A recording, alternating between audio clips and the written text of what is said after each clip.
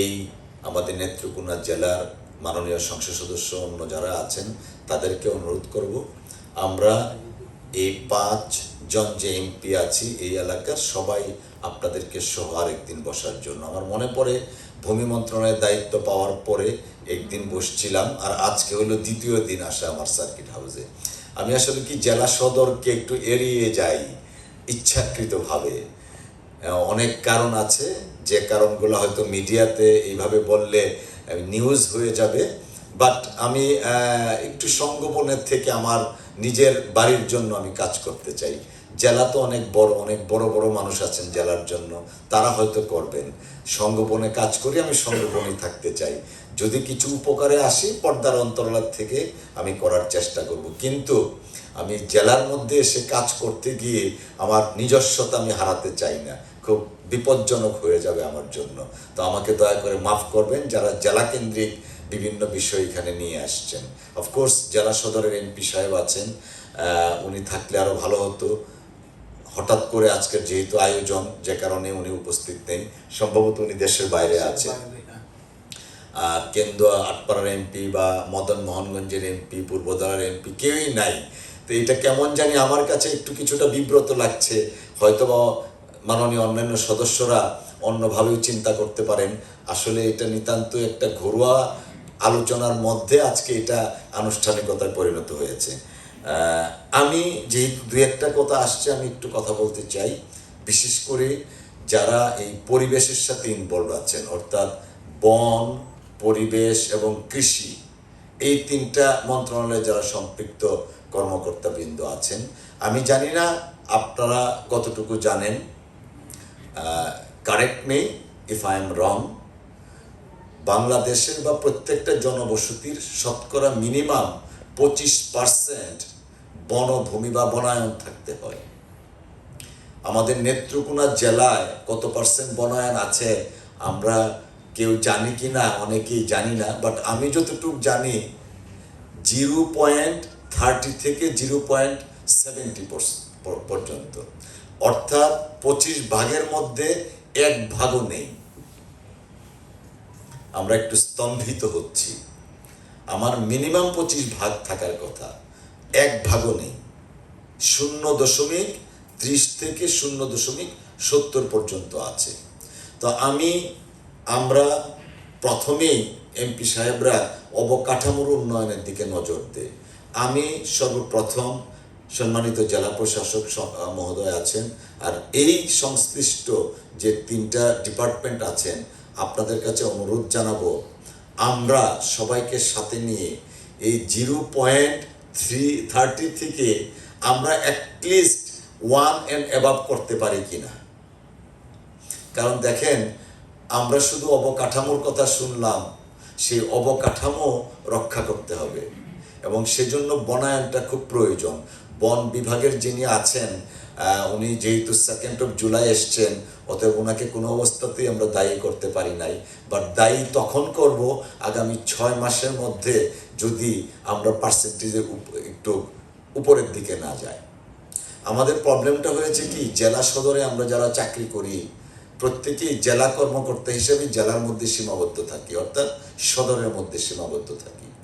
যে কারণেই প্রান্তিক লেভেলে যে পরিমাণ সহযোগিতা বা রাষ্ট্রীয় যে অধিকারগুলা নাগরিকের আছে, সেই অধিকার থেকে সকলেই বঞ্চিত আমরা যদি প্রাইমারি শিক্ষার কথা বলি তথৈবচ, হাই স্কুলের কথা বলছেন যিনি, অফকোর্স আমাদের লিমিটেশনস আছে, সীমাবদ্ধতা আছে, কিন্তু এই সীমাবদ্ধতার মধ্যেও আমাদের যদি সৎ নিয়ত থাকে, আমরা কিন্তু এই সীমাবদ্ধতার মধ্যেও কাজ করতে পারি।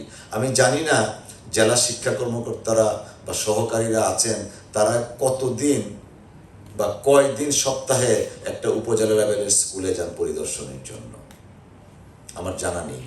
এই বিষয়গুলো আমরা একটু নজরে রাখবো। কারণটা হলো কি, আমি বলতে পারি যে আমার 10 জনের জায়গায় 3 জন আছে, 7 জন নেই, বাট এই 3 জনও যদি ইফেক্টিভলি কাজ করি তাহলে কিন্তু কাজ হয়তো পুরোপুরি হবে না, বাট 80% হয়ে যায়। তো আমরা যারা জনবলের দোহাই দিচ্ছি, দয়া করে আমরা জনবলের দোহাই না দিয়ে আমি আমার জায়গা থেকে যেটা করা দরকার আমি সেটা করব। পাশাপাশি এখানে সমাজসেবা কর্মকর্তা আছেন, উনিও নতুন এসছেন।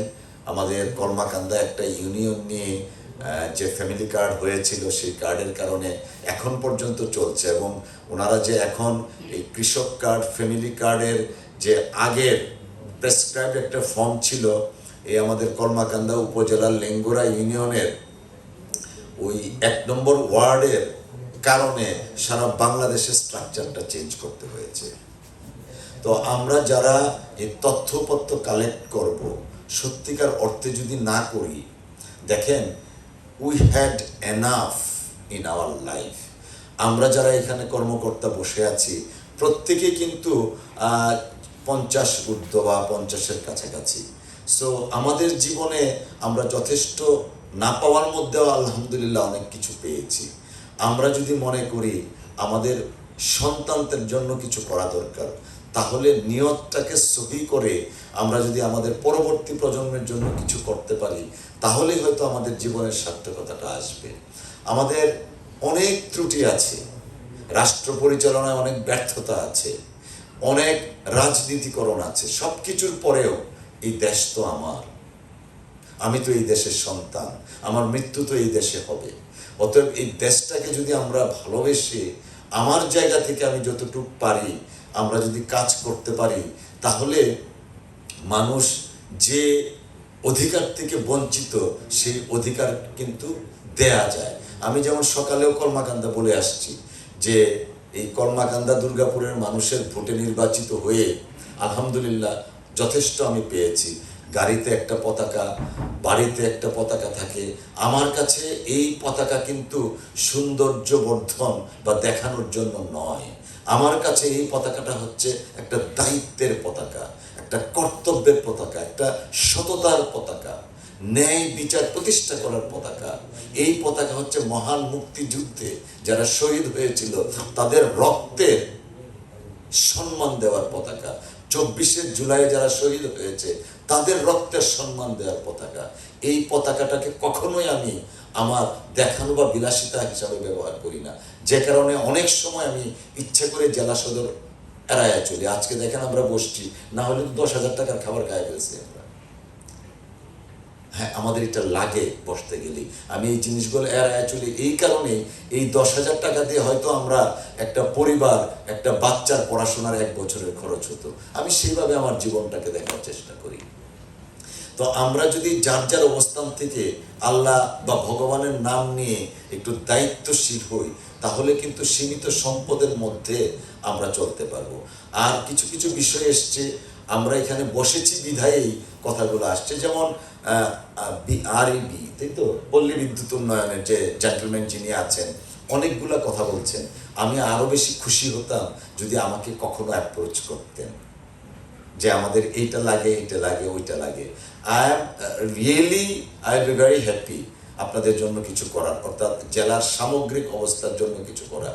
আমি জেলার এই সদরের উন্নয়ন বা অন্য জায়গার উন্নয়নে কিছু করতে চাই না, কথার মানে অভিপ্রায় ব্যক্ত করবো না, বাট যে উন্নয়নটা জেলার প্রত্যেকটা উপজেলা পাবে সেই উন্নয়নের সাথে নিজেকে যদি আমি সম্পৃক্ত করতে পারি আমার নিজের কাছে ভালো লাগবে। আপনি যে 400 কেবি বিদ্যুতায়নের কথা বললেন, অফকোর্স আপনি যদি একটা চিঠি ড্রাফট করে দেন কি কি লাগে, আমি মাননীয় মন্ত্রীর সাথে এই ব্যাপারে কথা বলবো যেন আমরা এটা পাই। পাশাপাশি আপনি বোধহয় আরো 2-একটা বিষয় বললেন আপনাদের টেকনিক্যাল টার্মে, রাইট। তো এই যদি উপকেন্দ্রটা হয় বারহাট্টার মানুষই না, আমরাও তো এটার সুবিধাটা পাবো। অতএব জেলার সামগ্রিক উন্নয়নের সাথে যে কোনো ডিপার্টমেন্টের কর্মকর্তাবৃন্দ যারা আছেন দয়া করে আমার সাথে যদি একটু কথা বলেন, I will be very happy to assist whole district. আর জেলা পরিষদের যিনি ভারপ্রাপ্ত সিইও আছেন উনিও কিছু ওনার সীমাবদ্ধতার কথা বলেছেন এবং দায়িত্ববোধের কথা বলেছেন, একটা গাড়ির কথা বলেছেন। আমাদেরকে একটু মনে করিয়ে দিতে চাই, মাননীয় প্রধানমন্ত্রীর নির্দেশনা হচ্ছে নতুন কোনো কিছু ক্রয় করা যাবে না। আপনারা জেনে হয়তোবা আমি যে গাড়িটাতে চড়ি এটা দেখতে বাইরের থেকে অনেক সুন্দর লাগে। এই যে দেখেন একটা কোশন নিয়ে বসছি, কারণটা কি, এই গাড়িতে বসতে বসতে সাসপেনশন নষ্ট হয়ে গেছে, কোনো কিছু নাই, ঝাঁকি দেয় না। এটা ঝাঁকি দিলে তো স্প্রিং করে, এটা স্প্রিং করে না। এই গাড়িতে বসতে গরুর গাড়ির মতো চলে। সার্ভাইকাল স্পন্ডালাইসিস আর ব্যাক পেন শুরু হয়ে যায় এই গাড়ির জন্য। এই কারণে আমি আড়ালে আমার প্রিয়কে বললাম যে একটা কোশন আনো, কারণ আমি এই গাড়িতে বসতে বসতে এখন আর আগের মতো মেরুদণ্ডটা সোজা নেই। তো আমি জানি না তারপরে সিইও সাহেব চিঠিটা লিখবেন কিনা কেন্দ্রীয় সরকারের কাছে। অফকোর্স ওনার যদি বিভিন্ন উপজেলা প্রশাসনে যেতে হয় তাহলে জেলা প্রশাসক সাহেব একটু সহযোগিতা করবেন, বা অন্যান্য ডিপার্টমেন্ট যারা আছেন সহযোগিতা করবেন। আমি দৃঢ়ভাবে বিশ্বাস করি এই জিনিসগুলা আমরা হয়তো কাজে লাগাতে পারবো। এখন কৃষি ডিপার্টমেন্টে একটু আসি। আমাদের বর্তমান সরকার তথা মাননীয় প্রধানমন্ত্রীর ড্রিম বা সিগনেচার প্রজেক্ট হচ্ছে কৃষি card, family card. Family card নিয়ে আমরা একটা হোঁচট খেয়েছি, মিস্টেক একটা হয়েছে। Mistake never been A problem provided we learn from that mistake. So আমি কৃষক কার্ড যারা এখন করতে যাবেন, দয়া করে ফ্যামিলি কার্ডের যে মিস্টেকগুলো হয়েছিল, ফ্যামিলি কার্ডের যে লুপহোলসগুলো ছিল, ফ্যামিলি কার্ডের যে বায়াসনেস ছিল, সেগুলো থেকে যদি আমরা শিক্ষা নিয়ে কৃষক কার্ডটাকে যদি আমরা সত্যিকার অর্থে মানুষের কল্যাণের জন্য যদি করতে পারি, তাহলে কিন্তু মাননীয় প্রধানমন্ত্রী তথা এটা শুধু একটা রাজনৈতিক কমিটমেন্ট না, মাননীয় প্রধানমন্ত্রী জনাব তারেক রহমান সাহেব এই কৃষক card, family card, health card, এই কার্ডগুলো কিন্তু উনি পলিটিক্যাল কারণে করেননি। তিনি লন্ডনে বসে বাংলাদেশের মানুষের সামগ্রিকভাবে জীবনমান উন্নয়নের জন্য যা প্রয়োজন, আমি আবারও রিপিট করছি, বাংলাদেশের মানুষের, শুধুমাত্র কোনো রাজনৈতিক দলের না, জীবনমান উন্নয়নের জন্য মৌলিক অধিকারগুলা ফিরিয়ে আনার জন্য তিনি গবেষণা করে, অনেক রিসার্চ করে, এক্সপার্ট দিয়ে বের করেছেন যে এই কার্ডগুলো যদি আমরা দিতে পারি তাহলে বাংলাদেশের মানুষের জীবনমানের একটা সামগ্রিক উন্নয়ন হবে। তো এই সামগ্রিক উন্নয়নটা করার জন্য বিএনপির পক্ষ থেকে হচ্ছে আমরা সেভাবে নিব না, আমরা নেব জনগণের নির্বাচিত প্রতিনিধিরা আমাদের এই কাজটা করছেন। যারা ফিল্ড ওয়ার্কে করেন তাদের মধ্যে অনেক সময় মোটিভেশনটা দেওয়া দরকার, আপনাদের যারা জেলা পর্যায়ে আছেন। আমি খবর নিয়েছি আমাদের কলমাকান্দায় যে ফ্যামিলি কার্ড ইস্যু নিয়ে যে সম্মানিত শিক্ষক মহোদয়রা করেছেন, আপনারাও অনেক সাংবাদিক সাহেবরা গেছেন এবং সোশ্যাল ওয়েলফেয়ার ডিপার্টমেন্টে বলেছেন যে দ্বিতীয় প্রধান ডিজি সাহেব আসছেন, প্রধানমন্ত্রীর কার্যালয়ের লোকজনও আসছেন। কেন এসেছিলেন? কারণ একটাই, ইনস্ট্যান্টলি আমি এটা রিয়্যাক্ট করেছিলাম এবং এই রিয়াকশনটা আমি করবো যে কোনো ক্ষেত্রে। কাউকে না কাউকে তো কথা বলতে হবে, someone has to ring the bell. আজকে যদি এই ফ্যামিলি কার্ড নিয়ে আমরা কথা না বলতাম, হয়তোবা এই ভুলের মধ্যে সারা বাংলাদেশে ফ্যামিলি কার্ডগুলো হতো। আলটিমেটলি মাননীয় প্রধানমন্ত্রীর ইচ্ছাটা প্রকাশ হলেও কাজটা যেমন বাস্তবায়িত হতো না, সবচেয়ে বড় কথা দেশের মানুষ বঞ্চিত হতো। আমরা যারা প্রশাসনে আছি বা এই সমস্ত কাজের সাথে ইনভলভ থাকবো, সকলের প্রতি আমার একটা অনুরোধ থাকবে, দলীয় দৃষ্টিভঙ্গি দিয়ে আপনারা দয়া করে ফ্যামিলি কার্ড, হেলথ কার্ড, কৃষক কার্ড এগুলো দেখবেন না। মাননীয় প্রধানমন্ত্রী দলীয় দৃষ্টিভঙ্গি দিয়ে এই কার্ডগুলো ইন্ট্রোডিউস করছেন না, তিনি বাংলাদেশের মানুষের সামগ্রিক উন্নয়নের জন্যই এই কার্ডগুলো ইন্ট্রোডিউস করছেন। আমরা জানি প্রশাসন থেকে শুরু করে, আমি প্রকাশ্যে আগেও বলেছি যে যখন আমি সেন্ট্রাল গভর্নমেন্টের প্রশাসন যারা আছেন তাদের সাথে কথা বললে যতটুক আমার কাজের স্পিড পাই, যতটুকু রেসপন্স পাই, জেলাতে এসে কমে যায় আর উপজেলা লেভেলে ফ্রাস্ট্রেটেড হয়ে যায়। আমি গত 2 দিন আগেও বলেছি প্রকাশ্যে, কেন আমাকে এই কথাটা বলতে হবে? উপজেলা প্রশাসনে যারা কাজ করেন, আমি প্রশাসন বলতে ইউনোকে বোঝাচ্ছি না, প্রত্যেকটা ডিপার্টমেন্টের অফিসার যারা উপজেলা লেভেলে চাকরি করেন, প্রত্যেক দিনেই তো সরাসরি মানুষের সাথে ইন্টারাকশনটা হচ্ছে। ডিসি সাহেব বা ডিস্ট্রিক্ট লেভেলে কিছুটা ফিল্টারিং হচ্ছে, সচিবালয়ে আরও ফিল্টারিং হয়ে মানুষ পাচ্ছে, কিন্তু স্থানীয় প্রশাসন সবচেয়ে বেশি মানুষের কাছাকাছি থাকছেন, মানুষের দুঃখটা দেখছেন, দুর্দশাটা দেখছেন, দেখার পরেও মিনিমাম কি নৈতিকতা বোধ কাজ করে না? মিনিমাম কি মানবিকতা বোধ কাজ করে না? প্রত্যেকে আমরা বিসিএস পরীক্ষা দিয়ে কর্মকর্তা হয়েছি যে হ্যাঁ, একটা মানুষ এত দুর্দশায় আছে, এত কষ্টে আছে, ঠিক আছে, আমারও তো বাবা মা হতে পারতো, আমারও তো সন্তান হতে পারতো, আমি তার প্রাপ্যটা অন্তত দেই। সেই জিনিসটা না করে আমরা এমন কিছু কাজ করি যে কারণে আমরা নিজেরা লজ্জিত হই, অন্যদেরকেও লজ্জিত করি। আমি একটু আগেও কর্মকাণ্ডে বলে আসছি যে আমাদের টিইও সাহেব, উনি দ্বিতীয় দিন আজকে আমার সাথে দেখা, আমি ওনাকে প্রকাশ্যে বলেছি যে আমার ব্যর্থতা, আমি হয়তো শিক্ষক নিয়োগে কোনো পয়সা নিই না, আমার ব্যর্থতা ট্রান্সফারে আমি পয়সা নিই না, আমার ব্যর্থতা ফিডিংয়ের জন্য আমি পয়সা নিই না। যদি নিতাম তাহলে হয়তো টিও সাহেবরা বা লোকাল প্রশাসনে যারা আছে প্রতিদিন আমার কাছে আসতো, একটা ইমলাপ দিতেন আর বলে যেতেন স্যার এটার পরে এটা করতে হবে। তো এটা কি আমার ব্যর্থতা? এই যে জনপ্রতিনিধি বলেন, আমি প্রশাসনের লোকজন এখানে আছে, আমাদের now we got to speak out, we had enough in our life. আমাদের যারা মুক্তিযুদ্ধে দেশ স্বাধীন করেছে অনেকেই মারা গেছে ইতিমধ্যে, তারা স্বাধীনতার স্বাদ ভোগ করতে পারেননি, কিন্তু তাদের উত্তরসূরি হিসাবে আমাদের কি দায়িত্ব না আমাদের পরবর্তী জেনারেশনকে যেন অন্তত এইটুক দিয়ে যে হ্যাঁ, এই বাংলাদেশ শুধুমাত্র একটা পাসপোর্ট আর একটা পতাকা পাওয়ার জন্য জন্ম নেয়নি, এই বাংলাদেশ জন্ম নিয়েছিল আমাদের মৌলিক অধিকারগুলো বাস্তবায়নের জন্য, আইনের শাসন কায়েমের জন্য, আমাদের সাংবিধানিক অধিকারগুলো প্রতিষ্ঠা করার জন্য। সমস্ত সরকার আসবে আর যাবে, কিন্তু এই মানুষগুলো তো থেকে যাবে। আপনারা যারা সিভিল সার্ভেন্ট আছেন, you are working for the people, not for the particular government.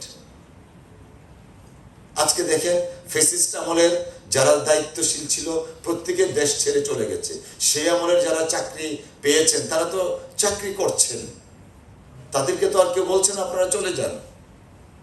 Of course অনেকের মধ্যে মানসিকভাবে অনেক ধরনের আদর্শ মতাদর্শ আপনারা থাকতে পারেন, we don't have any problem, but problem তখনই হবে যখন পেশাদারিত্বের জায়গা থেকে আপনি কম্প্রোমাইজড হয়ে যাবেন কোনো কিছুর বিনিময়ে বা কোনো আদর্শের বিনিময়ে। প্লিজ যারা এখানে আছেন সিভিল সার্ভেন্ট, আমি অত্যন্ত বিনয়ের সাথে অনুরোধ জানাবো, দেশের প্রজাতন্ত্রের কর্মকর্তা আপনারা, প্রজাতন্ত্রের কর্মকর্তা হিসাবে প্রজাতন্ত্রের নাগরিকের জন্য কাজ করেন, পার্টিকুলার কোনো দলের জন্য কাজ করার দরকার নেই। আপনারা দেখেন মাননীয় প্রধানমন্ত্রী এই কথাগুলা বারবার বলে যাচ্ছেন, রাত দিন তিনি পরিশ্রম করছেন। অন্য অনেক সরকার আপনারা দেখেছেন, ওই অন্য বিগত দিনের অনেক সরকারের সাথে মাননীয় প্রধানমন্ত্রী তারেক রহমান সরকারের কিন্তু একটা যোজন যোজন পার্থক্য আছে। তিনি যেভাবে প্রধানমন্ত্রী হিসাবে ওনার দায়িত্বগুলো পালন করছেন, এটা দৃষ্টান্ত হয়ে যাচ্ছে দিনকে দিন। আজকে দেখেন আমাদের কত দুঃখ লাগে, আমাদের স্কুল কলেজের বাচ্চারা অনেক মেধাবী, তারা চায় তাদের মেধার বিকাশটা, কিন্তু সেই মেধার বিকাশটা আমরা পাইনি। স্কুলের টিচারদেরকে ডিম ভাজার ট্রেনিং দেওয়া হয়েছে, ব্যাংক কিভাবে লাফায় সেগুলো করা শিক্ষা দেওয়া হয়েছে, আর এখন বৈপরীত্য এসছে, এক্সট্রা কারিকুলাম অ্যাক্টিভিটিস আসছে। আমি প্রশাসনকে অনুরোধ জানাবো, গত কয়েকদিন আগে আমি বাগেরহাটে গেছিলাম, ম্যাথস ক্লাবের মাধ্যমে একটা ম্যাথমেটিক্স পরীক্ষা জেলাব্যাপী একটা কম্পিটিশনের আয়োজন করা হয়েছে। আমি যখন ছোট ছিলাম আমিও স্কুলের বিতর্ক প্রতিযোগিতা অংশগ্রহণ করে এই জেলা সদরে আমি বোধহয় কোনো একটা পুরস্কারও পেয়েছিলাম। এই ধরনের এক্সট্রা কারিকুলাম অ্যাক্টিভিটিস করার জন্য কিন্তু কেন্দ্রীয় সরকারের নির্দেশনা লাগে না। স্থানীয় প্রশাসন থেকে যদি আয়োজন করেন যে হ্যাঁ আমরা একটা ম্যাথস ক্লাব করব, প্রত্যেকটা উপজেলা লেভেলের ক্লাস 9 বা 10-এর যারা শিক্ষার্থী আছে ম্যাথস একটা কম্পিটিশন হবে, ইংলিশ স্পিকিং ইংলিশের একটা কম্পিটিশন হতে পারে, বিতর্কের একটা কম্পিটিশন হতে পারে। এই ধরনের বুদ্ধিবৃত্তিক চর্চাগুলো যদি আমরা না করি, আমাদের সন্তানরা কিন্তু ফ্রাস্ট্রেটেড হবে, এবং ফ্রাস্ট্রেশনের কারণে কিন্তু মাদক, এই যে আজকে মাদক ভয়াবহ না শুধু, it's a human catastrophe I would rather say. এই মাদক থেকে মুক্তির জন্য একমাত্র পথ হচ্ছে আমাদের ধর্মীয় মূল্যবোধকে প্রতিষ্ঠা করা, শিক্ষার নবজাগরণ সৃষ্টি করা, রেনেসার সৃষ্টি করা। হ্যাঁ, আমরা একটা বলতে পারি যে আমরা শুধু নেত্রকোনা এগুলো করে কি হবে, আমাদের পাশে তো অন্য জায়গায় করছে না। Doesn't matter who is doing what, let us start. Every day is a new day. আমরা যদি নতুনভাবে শুরু করি, আমি এসপি সাহেব আজকে নাই, থাকলে ওনাকে ধন্যবাদ দিতাম। He has started a new dimension. বিভিন্ন জায়গায় যাচ্ছেন, মাদক বিরোধী প্রচারণা করছেন। আমার কাছে অনেকেই বলছেন যে স্যার, এক্সকিউজ মি, এসপি সাহেব আসছিলেন, অনেক মানুষ হাসে। হ্যাঁ, হাসতে পারেন। এই হাসিটা এখন হয়তো অনেকেই কম বেশি উপহাসের হাসি হাসেন, কিন্তু আমি দৃঢ়ভাবে বিশ্বাস করি যে কোনো কাজ শুরু করলে সেই কাজের আস্তে আস্তে ডেভেলপ করে। আমরা যদি এই মাদকের বিরুদ্ধে সামাজিক আন্দোলন গড়ে না তুলি, কখনোই মাদক মুক্ত সমাজ আমরা গড়ে তুলতে পারবো না। আইন দিয়ে, আইনের প্রয়োগ করে সব কিছু করা সম্ভব না। মানুষের মধ্যে মোটিভেশন আনতে হবে, আর সেই মোটিভেশনটার জন্য দরকার হচ্ছে আমাদের ধর্মীয় মূল্যবোধ। কে হিন্দু, কে মুসলমান, কে খ্রিস্টান, ডাজন্ট ম্যাটার, তার ধর্মের ভিত্তিতে ধর্মীয় মূল্যবোধটাকে প্রতিষ্ঠা করা, পাশাপাশি এই ধরনের এক্সট্রা কারিকুলাম অ্যাক্টিভিটিসগুলো নিয়ে আসা এবং বাচ্চাদেরকে প্রকৃত শিক্ষাটা দেয়া। আমার প্রাইমারি লেভেলের বাচ্চারা, হাই স্কুল লেভেলের বাচ্চারা যখন বুঝবে মাদকের ব্যাপকতাটা কি, ভয়াবহতাটা কি, নিশ্চয়ই আনফর্চুনেটলি তার বাড়িতে যদি বড় ভাই মাদকাসক্ত থাকে, সে গিয়ে বলবে যে এটা ঠিক না। তো লেট আস ওয়ার্ক টুগেদার। আমি যারা আজকে উপস্থিত হয়েছেন প্রত্যেকের প্রতি আবারও কৃতজ্ঞতা জানাচ্ছি। আমি চেষ্টা করব, মাননীয় সংসদ সদস্য এই সদর আসনের আছেন যিনি, উনি যদি কখনো কোনো সহযোগিতা চান, উইল ওয়ার্ক টুগেদার। আর মগরা নদীর কথা বলেছেন, দেখেন আমি কিন্তু নিজেও মগরা নদীতে সাঁতরিয়েছি ক্লাস 4-5। আমরা যেহেতু গ্রামে বড় হয়েছি, বছরে একবার দুইবার এই নেত্রকোনা শহরে আসতাম বেড়ানোর জন্য স্কুল বন্ধের সময়। তো এই মগরা নদীতে আমারও অনেক স্মৃতি আছে। যে খরস্রোতা মগরা নদী ছিল, পার্টিকুলারলি বর্ষাকালে, এটা না দেখলে বিশ্বাস করার মতো না। আরেকজন সাংবাদিক বলছেন যে ওই লঞ্চ ঘাটের কথা, ওই লঞ্চ ঘাটে ওইটা আমি আমার ফুফুর বাড়ি কাটলি, ওখানেও গেছি। লঞ্চ ঘাট সম্পর্কে অনেক কিছু সম্পর্কে অবগত আছি। আগ্নেয়গিরি থাকে 3 প্রকার, মৃত, সুপ্ত আর জীবন্ত। নেত্রকোনা সার্বিক উন্নয়নের প্রশ্নে ওই সুপ্ত আগ্নেয়গিরির মতো আমি। তো আমি জীবন্ত থাকতে চাই সবাইকে নিয়ে, যদি সবাই প্রত্যাশা করে। আমি জুরিসডিকশনের বাইরে যেতে চাই না, যে কারণে আমি কোনো বিষয়ে কথা বলি না। নেভারদিলেস, জেলার সার্বিক উন্নয়নের স্বার্থে যারা কর্মকর্তা আছেন, দয়া করে যোগাযোগ করবেন আমার সাথে বা অফিসে যারা আছেন। আমি জেলার স্বার্থে কাজ করব সকলকে নিয়ে। আমি আর বক্তব্য বাড়াবো না, প্রায় 4:30 বাজে। সাংবাদিক ভাইয়েরা যারা আসছেন, অসংখ্য ধন্যবাদ। আমি একটা অনুরোধ করতে চাই সাংবাদিক ভাইদেরকে, আসলে যদি আপনারা এইভাবে লিখেন, প্রশাসনের সাথে মত বিনিময়, এইভাবে না লিখে একটু, আপনাদের অনেক মেধা আছে, মনন আছে, প্রশাসনের সাথে মত বিনিময় হলে সকলের থাকা উচিত ছিল, মানে অন্যান্য মেম্বারদেরকে, পার্লামেন্ট মেম্বারদেরকে। এটা না লিখে আপনাদের ভাষায় এমনভাবে লিখবেন যেন আমাকে অন্যদের কাছে বিব্রত না হতে হয়। ঠিক আছে কি না? আর আমার সাংবাদিক ভাইয়েরা, আপনারা আমাদের দুর্গাপুর এবং কলমাকান্দার প্রশ্নে যে পরিমাণ আমাকে সহযোগিতা করছেন, আমি আপনাদের কাছে সবসময় কৃতজ্ঞ থাকব। আমি চাই এই সহযোগিতাটা অব্যাহত থাকুক। আর কালকেও দুর্গাপুরে পিবিআইয়ের একটা ট্রেনিং হয়েছে, সেই জায়গায় আমি বলে আসছি যে আমার দলের নেতাকর্মীরা আমাকে খুশি রাখার জন্য আমার কোনো সমালোচনা করবে না। সাধারণ জনগণ হয়তো কম বেশি করে, কিন্তু আমি চাই একমাত্র সাংবাদিক ভাইয়েরা যারা আমাকে কনস্ট্রাকটিভ ক্রিটিসিজম করবে। আমি যদি কোনো ভুল করি, সেই ভুলটা তিনি ধরিয়ে দিবেন, আমি সেটাকে ওয়েলকাম করব। আমি আরেকটু বিনয়ের সাথে মনে করিয়ে দিতে চাই, মহান সংসদে যখন ডেপুটি স্পিকার হিসাবে আমি আমার অভিভাষণ দিয়েছিলাম, সেদিন মহান সংসদের সামনে বলেছিলাম আবু বকর রাদিয়াল্লাহু আনহুর একটা উদ্ধৃতি দিয়ে, যে আপনারা আমার চেয়ে অনেক অভিজ্ঞ, ভুল হলে শুধরে দিবেন, ভালো কাজে সহযোগিতা করবেন। তো আজকে সংসদের মধ্যে নাই, কিন্তু আমার সাংবাদিক ভাইরা আছেন যারা চতুর্থ স্তম্ভের পরিবারের সদস্য, আপনাদেরকে আমি এই অনুরোধটা করব, ভুলটা শুধরিয়ে দিবেন। আর সহযোগিতা বা ভালো কাজ করলে বাহবা দেওয়ার দরকার নেই, অন্তত ভুলটা আমাকে শুধরাইয়া দেন, আমি খুব উপকৃত হব। আমি অত্যন্ত একটা সততার সাথে, সৎ নিয়তে একটা ব্রত নিয়ে এই 5 বছর জনগণ আমাকে নির্বাচিত করেছেন। আমি ঈমানের সাথে দায়িত্বটা পালন করতে চাই। সহি নিয়তে আমি আমার ধর্মীয় মূল্যবোধে বিশ্বাসী। আল্লাহর নাম নিয়ে যেদিন শপথ নিয়েছি, আমি আমার আল্লাহর নাম নিয়ে সততার সাথে, ন্যায় বিচারের সাথে দায়িত্ব পালন করতে চাই। সেই ক্ষেত্রে আপনাদের প্রত্যেকের সহযোগিতা কামনা করছি। অসংখ্য ধন্যবাদ। আল্লাহ হাফেজ। ইসলাম।